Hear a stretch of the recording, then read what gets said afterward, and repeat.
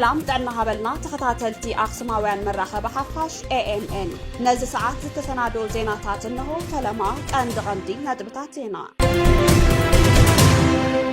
تقارلت ደቂ ኣንስትዮ ካብ ጸላይ ጥራይ ዘይኮነስ ካብ ብጾተንን ኣዘዝተንን ጾታዊ ዓመጽ ከም ዝበጽሐን ተዛሪበን ሓደጋዊ ሕጅን በረድን ኣብ ወረዳታት ቀይሕ ተኽልን ኣሕፈሮምን ብዝወቕዐ ሓያል ዝናብን በረድን ናይ ሓደ ህፃን ህይወት ሓሊፉ ኣብ ኣዝርእትን እንስሳትን ድማ ከቢድ ጉድኣት በፂሑ ኣብ ትግራይ ብስም ግፋን ኣስክርናን ዘይሕጋዊ ናይ ገንዘብ ምዝመዛን እገዳን ብስፍሓት ይካየደሎ ተባሂሉ ኣብ ትግራይ ዝቐጸሉ ናይ ጽሌት ዘረባታት ኣብ መንጎ ህዝቢ ናዕቢ ከየልዕሉ ስጋት ፈጢሩ ናይዚኦምን ካልኦትን ዝርዝር ክስዕብዩ ሰናይ ምክትታል ተጋደልቲ ደቂ ኣንስትዮ ካብ ጸላይ ጥራይ ዘይኮነስ ካብ ብጾተንን ኣዘዝተንን ጾታዊ ዓመጽ ከም ዝበጽሐን ተዛሪበን ኣብ እዋን ኩናት ኣብ ልዕሊ ደቂ ኣንስትዮ ተጋደልቲ ዝበጽሐ ጾታዊ ዓመጽ እኹል ቆላሕታ ከይረክብ ተገይሩ ከም ዝነበረ ተገሊጹ እቲ በደል ተሓቢኡ ዝጸንሐ ንክብሪ ጀነራላትን ሓለፍትን ተባሂሉ ከም ዝኾነ ትካል ዜና ዘኒው ሂማኒታርያን ሓቢሩ ገበነኛታት ናብ ፍርዲ ዘይምቕራቦም ተመሳሳሊ ገበን ንኽድገም ዕድል ይፈጥር እዩ ክብሉ ኣጠንቂቖም ኣብ እዋን ኩናት መስዋዕቲ ከፊለን ተጋዲለን እንተኾነ ግን ካብቲ ኣብ ቅድመ ግንባር ዝበጽሐን ንላዕሊ ካብቶም መሰታታትን ዘለው ብጾተንን ኣዘዝተንን ዝበጽሐን ዘሰልቹን ዘሰንብድን ጾታዊ ዓመጽ ንነዊሕ እዋን ብምስጢር ክሕባ ተገይሩ ምጽንሑ ዝሓበረ እቲ ትካል እዚ ሕዚ ክግለጽ ዝጀመረ ዘስካሕክሕ ሓቂ ህዝቢ ክፈልጦ ዝግብኦን ንነዊሕ እዋን ዝተሓበን ናይ ሰብኣውነት ገበን እዩ ክብል ኣፍሊጡ ኣብ እዋን ውግእ ዘጋጠመን ጾታዊ ዓመጽ ዝተዛረባ ደቂ ኣንስትዮ ተጋደልቲ እቲ ጉዳይ እኹል ቆላሕታ ከይረክብን ብምስጢር ክሕባን ተገይሩ ምጽንሑ ገሊጸን ኣለዋ እዚ ድማ ብወገን ብዝበለው ሓይሊ ዝተፈጸመ ብምዃኑ ንምሕባእ ዝዓለመ ከም ዝነበረን እተን ተበደልቲ ይሕብራ ብመሰረት ትካል ዜና ዘኒው ሂማኒታርያን ካብ ኢትዮጵያ ዘውፅኡ ዓንቀጽ ኣብ እዋን ኩናት ደቂ ኣንስትዮ ወታደራት ካብ ጸላይ ጥራይ ዘይኮነስ ካብ ብጾተንን ኣዘዝተንን እውን ከይተረፈ ከቢድ ጾታዊ ዓመጽ ይበጽሐን ከም ዝነበረ ገሊጸን ኣለዋ እንተኾነ ግን እዚ ዘሰንብድ ሓቂ እዚ ንነዊሕ እዋን ብምስጢር ተሓቢኡ ክጸንሕ ተገይሩ እዩ እተን ተጋደልቲ ከም ዝሓበረኦ እቲ በደል ተሓቢኡ ዝጸንሐሉ ዋና ምኽንያት ንኽብርታ ተበዳሊት ተጋዳሊት ተባሂሉ ዘይኮነስ ንኽብርቶም ዓመጽ ዝፈጸሙ ጀነራላትን ላዕለዎት ሓለፍትን ተባሂሉ ይክብላ ሓቢረን ደቂ ኣንስትዮ ካብ ትሕቲ ዕድመ ብዝኾነ ኣገባብ ናብ ውትድርና ካብ ምእታወን ጀሚሩ ኣብ ልዕሊአን ዝፍጸም ጾታዊ ዓመጽ ስርዓታዊ ብዝኾነ መንገዲ ዝፍጸም ገበን ምዃኑ እዩ ዝሕበር ብፍላይ ብናይ ቀረባ ሓለፍተን ዝፍጸም በደልን ጾታዊ ዓመጽን እቲ ምስጢር ከይገሃድ ንኽብርቶም ጀነራላትን ሓለፍትን እምበር ንኽብርታ ተበዳሊት ተጋዳሊት ዘይሕለቕ ሕሱም ኣካይዳ ሒዙ ምጽንሑ ተገሊጹ ኣሎ እዚ ድማ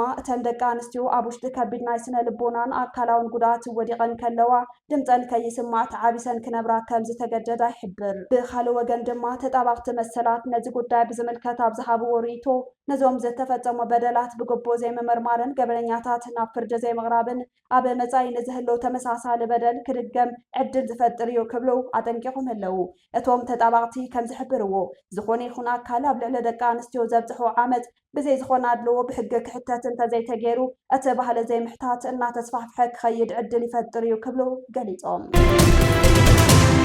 ሓደጋዊ ሕጅን በረድን ኣብ ወረዳታት ቀይሕ ተኽልን ኣሕፈሮምን ብዝወቕዐ ሓያል ዝናብን በረድን ናይ ሓደ ህፃን ህይወት ሓሊፉ ኣብ ኣዝርእትን እንስሳትን ድማ ከቢድ ጉድኣት በፂሑ ምዝባዕ ኩነታት ኣየር ኣብ እዋን ዝናብ ለውጢ ብምምጻእ ኣብ ሕርሻን ፍራምረን ዘስዕቦ ዘሎ ዕንወት ኣስጋኢ ኮይኑ ኣሎ ትንበያ ሜትሮሎጂ ትግራይ ኣብ ከባብታት ምዕራብን ሰሜን ምዕራብን ትግራይ ካብ 80 ክሳብ 100 ሚሊ ሜትሮ ዝበጽሕ ብርቱዕ ዝናብ ከም ዝዘንብ ማእከል ግልጋሎት ሜትሮሎጂ ኣፍሊጡ ኣብ ዝተፈላለዩ ከባብታት ትግራይ ዘጋጠመ ምዝባዕ ኩነታት ኣየር ዘስዕቦ ዘሎ ጉድኣት እናወሰኸ ይኸይድ ከም ዘሎ ተሓቢሩ 14 ሓምለ 2018 ዓ.ም ኣብ ዘጋጠመ ከቢድ ናይ በረድ ዝናብን ውሕጅን ናይ ሓደ ንኡስ ህፃን ህይወት ካብ ምሕላፉ ብተወሳኺ ኣብ ዝራእትን እንስሳትን ከቢድ ዕንወት በፂሑ ኣሎ ብኻልእ ሸነኽ ድማ ኣገልግሎት ሜትሮሎጂ ኣብ ገሊአን ዞባታት ብርቱዕ ዝናብ ከም ዝህልው ኣጠንቂቑ ኣሎ ኣብ ትግራይ ወረዳ ቀይሕ ተኽልን ወረዳ ኣሕፈሮምን ብዝወቕዐ ሓያል ዝናብን በረድን ዘስዕቦ ሓደጋ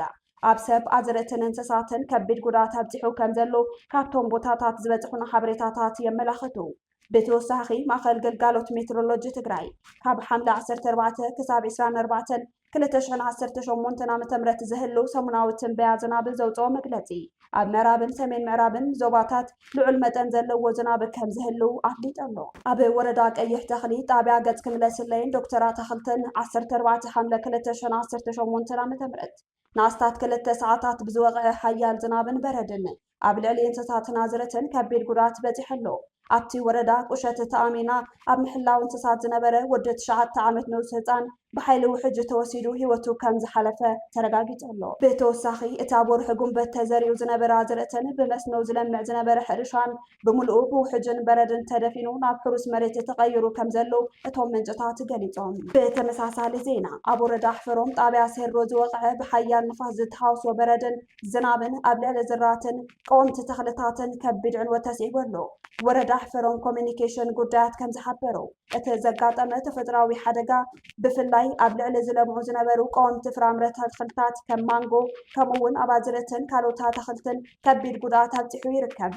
ብኻልእ ወገን ኣገልግሎት ሜትሮሎጂ ትግራይን መዳርግቲ ኣካላትን ዝተዳለወ ሰሙናዊ ትንበያ ዝናብ ከም ዝሓበሮ ኣብዚ ሒዝናዮ ዘለና ሰሙን ኣብ ዞባ ምዕራብ መብዛሕትአን ወረዳታት ዝለዓለ መጠን ዝናብ ክረኽባ ትፅቢት ይግበር። ብፍላይ ወረዳታት ወልቃይት ጸገዴ፣ ማይጋባ፣ ቆራሪት፣ ቃፍታ ሕሞራ፣ ከተማ ዳንሻን ማይካድራን ካብ 80 ሚሊ ሜትር ንላዕሊ ብርቱዕ ዝናብ ክረኽባ ከም ዝኽእላ እቲ ትንበያ ኣመልኪቱ ኣሎ።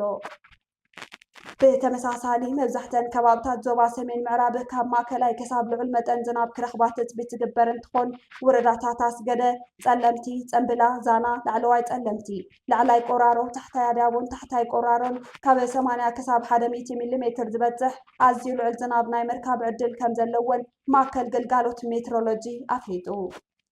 ኣብ ዞባ ማእከል ዝርከባ መብዛሕትአን ወረዳታት ካብ 60 ክሳብ 80 ሚሊ ሜትር መጠን ዝናብ ዝህልወን እንትኾን ወረዳታት ኣሕፈሮም፣ እምባስነይቲ፣ እንዳባፅሓማ፣ እገላን ራማ ዓዲ 4 ድማ ትሕቲ 60 ሚሊ ሜትር ዝናብ ከም ዝረኽባ ተገሊጹ ኣሎ። ሕብረተሰብና ካብ ከቢድ ዝናብን ውሕጅን ባዕሉን ንብረቱን ክሕሉ ብፍላይ ድማ ኣብ ከባቢ ሕርሻን ሩባታትን ዝርከቡ ወለዲ ንደቆም ጥንቃቐ ክገብርሎም መልእኽቲ ተመሓላሊፉ። ኣብ ትግራይ ብስም ግፋን ዕስከረናን ዘይሕጋዊ ናይ ገንዘብ መዝመዛን እገዳን ብስፍሓት ይካየደሎ ተባሂሉ ካብ ማእከላት ስልጠና ንምውፃእ ካብ 50,000 ክሳብ 100,000 ብር ጉቦ ይሕተት ከም ዘሎ ተገሊጹ። ኣብ ወረዳ ራያ ዓዘበው ኣብ ልዕሊ መንእሰይ ሙቼኤለይ ወልደ ኪሮስ ዝተፈጸመ ዘይሕጋዊ እገዳን ናይ ገንዘብ መዝመዛን ብመርትዖ ተረጋጊጹ ኣሎ።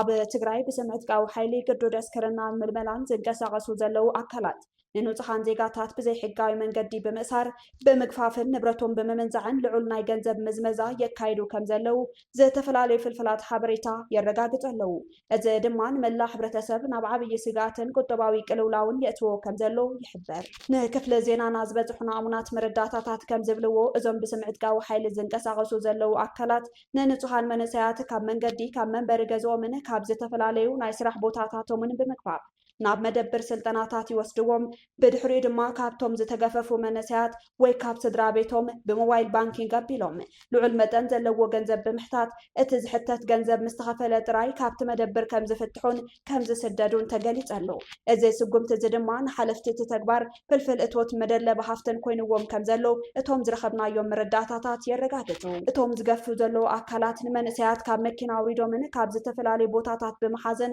ካብ 50,000 ብር ክሳብ 100,000 ብር ብጉቦ ይሓቱ ኣለው። እዚ ኩነታት እዚ ገንዘብ ዘለዎ ኣይጋደልን ወይ ድማ ገንዘብ ዘለዎ ካብ ታዕሊም ይወፅእ ዝብል ኣሰራርሓ ዘንፀባርቕ ኮይኑ ንስድራ ቤታት ብፍላይ ድማ ንትሑት መነባብሮ ዘለዎም ክፋላት ማሕበረሰብ ዓብዪ ናይ ስነ ልቦና ቁጠባን ሻቑለትን ፈጢሩሎም ይርከብ። እቶም ዓቕሚ ዘይብሎም ስድራ ቤታት ደቆም ካብ ማእከላት ታዕሊም ንምውፃእ ዝሕተትዎ ልዑል ገንዘብ ንምርካብ ኣብ ዓብዪ ጭንቀት ይወድቁ ከም ዘለው ተገሊጹ። ንኣብነት ኣብ ወረዳ ራያ ዓዘበው ጣብያ ሓወልቲ ዝነብርን ኣብ ጣብያ ዋርግባ ብመስኖ ኣሕምልትን ፍራምረን ብምፍራይ ብገዛእ ዓርሱ ዝነባበር መንእሰይ ሙቼኤለይ ወልደ ኪሮስ ዘርኡ ዝተባሃለ ብዝተፈጸሙ ዘይሕጋዊ እገዳን ምዝመዛን ከም መርኣያ ክጥቀስ ይከኣል። እቲ መንእሰይ ፍርያቱ ጽዒኑ ናብ ከተማ መቐለ እናተጓዓዘን ከሎ ኣብ ሒዋነ ብዝተባሃለ ቦታ ብዘይሕጋዊ መንገዲ ተገፊፉ ናብ መደብር ስልጠና ከም ዝተወሰደ ተሓቢሩ ኣሎ። እቲ ዝወፀ መረዳእታ ከም ዝሕብሩ ንብረቱን ስልኩን ተመዚዑ ኣድራሽኡ ጠፊኡ ድሕሪ ምጽንሑ እቶም ዝገፈፍዎ ኣካላት 100,000 ብር ብትራንስፈር ምስተኸፈሎም ጥራይ ናብ ቤተሰቡ ክምለስ ከም ዝገብርዎ ተገሊጹ። እዚ ፍጻመ እዚ ድማ ኣብቲ ከባቢ ብስም ግፋን ምልመላን ዝካየድ ዘሎ ናይ ገንዘብ ምዝመዛን ዘይሕጋዊ ተግባራትን ብቁሉዕ ዘግሃደ ፍጻመ ምዃኑ እቶም ፍልፍላት ወሲኾም ረዲኦም። ብሓፈሻ ኣብ ትግራይ ብስም ግዱድ ዕስክርናን ምልመላን ዝካየድ ዘሎ ተግባራት ንህዝቢ ተወሳኺ ቁጠባዊ ፀቕጥን ስጋትን የጋልጾ ከም ዘሎን እዚ ዘይሕጋዊ ናይ ገንዘብ ምዝመዛን እገዳን ድማ ብኣንጻሩ ክቃላሕ ከም ዝጀመረን ካብ ትግራይ ዝበፅሑና ፀብፃባት ኣነፂሮም። ኣብ ትግራይ ዝቐጸሉ ናይ ጽሌት ዘረባታት ኣብ መንጎ ህዝቢ ንዕብ ከየልዕሉ ስጋት ፈጢሩ ኣብ ጎንና ዘለው ነወግዶም ዝብል ፕሮፓጋንዳ ኣብ መንጎ ህዝቢ ናይ ሕድሕድ ባስን ናዕብን ከየልዕል ስጋት ፈጢሩ ነቲ ኣዋጅ 366 እዝባር 2018 ተበሊጾም ህዝቢ ሓሳቡ ብነጻነት ከይገልጽ ዘሰኩኑ ዘለው ካድረታት ኣብ ኣዳራሻት ኣብ ጎንና ዘለው ነጥፋዮም ዝብሉ ፕሮፓጋንዳታት ህዝቢ ነንባዕሉ ከጠማመት ዝዕድሞ ምዃኖም ነበርቲ ከተማ መቐለ ገሊጾም ኣብዚ ሕዚ እዋን ኣብ ትግራይ ኣብ ዝካየዱ ዘለው ናይ ኣዳራሽ ኣኼባታት ኣብ ጎንና ዘለው ነወግዶም ዝብል ሓደገኛ መልእኽትታት ኣብ መንጎ ህዝቢ ከቢድ ናይ ሕድሕድ ናዕብ ከየስዕብን ናይ ሓሳብ ብናጽነት ምግላጽ ዕድላት ብምሉእ ብምጋድ ስጋት ፈጢሩ ይርከብ ካብ ዝተፈላለዩ ውሽጣዊ ምንጭታት እቲ ጉባኤ ዘበት ንብሔራዊ ጽንተት ብዝረኸብናዮ መረዳእታ መሰረት ኣብ ትግራይ ኣብ ዝተፈላለዩ ከተማታት ብዝካየዱ ዘለው ናይ ኣዳራሽ ኣኼባታት ካብ ውግእ ወጻኢ ሰላማዊ መዋጽእ ክህሉ ኣለዎ ብዝብል ዝተፈለየ ሓሳብ ዘለዎም ወገናት ናይ ምጽላምን ናይ ምፍራሕን ስራሕቲ ይካየድ ኣሎ እዚ ተግባር እዚ ነቲ ኣብ ቀረባ እዋን ዝወፀ ኣዋጅ ቁፅሪ 366 እዝባር 2018 ዓ.ም ብምጥቃም ህዝቢ ኣብ ፍርሓት ከም ዝወድቕ ይገብር ከም ዘሎ ተሓቢሩ ከምኡውን እቶም ምንጭታት ከም ዝሓበርዎ ኣብዞም ኣዳራሻት ብማይክሮፎን ተሓጊዞም ኩናት ቀልጢፍና ንጀምሮ መዋጽኡና ኩናት ተራእዩ ኣብ ኢትዮጵያ ዘሎ ስርዓት ከዓ ነጥፍኦ ዝብል ተሪርን ሓደገኛን ዘረባት ዘስምዑ ዘለው ኣካላት ነቲ ናይ ብሓቂ ምግዳል ወይ ናይ ህዝቢ መርሃ ግብሪ ዘይውክሉ እዮም እዞም ድምፆም ዘስምዑ ዘለው ሰባት ደቆምን ስድሮምን ኣብ ወጻኢ ሃገራት ኣብ ውሑስ ቦታ ኣስፊሮም ኣብ ከተማታት ትግራይን ድማ ናይ ድኻታት መሬት ብዘይ ካሕሳ ጎቢጦም ዝሓዙን ኣብ ናይ ኣዳራሻት ሞቆት ኮይኖም ዝዛረቡን ከም ዝኾኑ እቶም ዝበፅሑና ጸብጻባት የረድኡ ብተወሳኺ ኣብ ዓለምና ካብ ዝተራእዩ ናይ ሕድሕድ ጆኖሳይዳትን ውግኣትን መበገሲኦም ብቓላት ዝጅምሩ ናይ ጽልእ ዘረባታት እዮም ሕዚ ኣብ ትግራይ ዝዝረብ ዘሎ ኣብ ጎንና ዘሎ ነጥፍእዮ ዝብል ፕሮፓጋንዳ ዓቕሚ እንተተረኺቡ ነቲ ዝተፈለየ ሓሳብ ዘለዎ ወይ ውግእ ዘይደሊ ትግራዋይ ባንዳ ብምባል ናይ ምቕታልን ናይ ምጥፋእን ትጉምቲ ንምውሳድ ንድሕሪት ከም ዘይብሉ ዘርኢ እዩ እዚ ድማ ናብ ዓሌታዊ ናይ ሕነ ምፍዳይ ከይኣቱ ዓብዪ ስጋት ፈጢሩ ይርከብ ንኣብነት ኣብ ቀረባ እዋን ኣብ ዝተዘርግሑ ድምፅታት ገለ ኣዴታት ደቀን ኣብ ዘተኣማምን ወጻኢ ሃገራት ተቐሚጠን መንእሰይ ትግራይ ይዋጋ ኣብ ጎንና ዘሎ ነጥፍእዮ ክብላ ተሰሚዐን ኣለዋ እዚ ዓይነት ኣቀራርባ ድማ ነቲ ሰላም ደላይ ዝኾነ ማሕበረሰብ ዘሸቑርርን ንመጻኢ ዕድል እቲ ክልል ኣብ ሕቶ ምልክት ዘእቱን እዩ ክብሉ ጉባኤተኛታት ስጋቶም ገሊጾም ባዕልና ምውሳን ወሲና ኣወሲና ናፍታ ንጽበያ ዘለና መኸተ ምእታው ዘይ ኣኸባና ትጽበ ትሕብረተሰብ ምንም ጸገም የውልን ኮፍ ኢሉ ይጽበይ ዘሎ ከምቲ ዝፍለጥ ቅድሚ ሕዚ መንግስትና ይመለስ ካብ ማንም ኣይመጽን ካብ ህዝቢ ይመጽ መሊስካዮ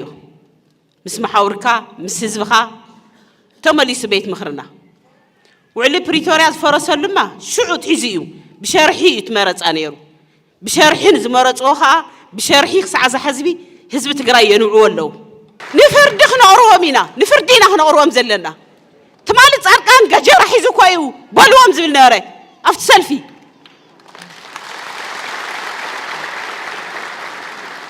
ተለማሚጽካ ቃልሲ የለን ተለማሚጽካ ዝበሃል ቃልሲ የለን ወሲንካ ምእታው እዩ ወሲንካ ዞም ሰባት እዚኦም በልዎም ብገጀራት በልዎም ኣያኽለን ዘውቅዕና ካብ በረኻ ጀሚሩ ኮይኑ ንስኮ ተወዲሁ ይመጽዩ ተወዲሁ መጽዩ በረኻ ጀሚሩ ወቕዒና ኣውቅዒና ድሕሪና ስዒዎም ንዚኦም እኳ ቋሒለ ይርኢን ዕድመ ልኩዕስ ህዝቢ ትግራይ እንዳንበዓ ክነብር ስለዚ ክንምክት እዩ ዘለና ንመኸተ ሂብካዮ ዝወረድካ መደብ ካሊእ እዩ ዝፃወተሉ ነዚ ከዓ ደድሕሪ ኮይና ክነውግዶ ኣለና ዳተቃለስና ስለዚ ሕዚ ጊዜ ክንወስድ የብልናን بمسارات كيلاتات بوليتيكا إذا عينت حدقنيا زرباتات انت زي تقاريمو أب منغو هزبي زي حوي ناي حد هلخن تلين بمختار ناب زي داليو ناي دم فساد كي يمرح أبي يسقع تحدير الله سلازي هزبي نزا عينت ناي تلي بروبوغانداتات بموقاد ناي حساب بنتعنت مقلاز مسلو كخبرن سلاماوي مراتات كسعبن ملختهم يحلف كاب أخسماويان مراخب حفاش نايز ساعات زيناتات كتكتاتلو تنحكم نمكتتالكم نمسكن مزترفو مدواتنا سناي جزي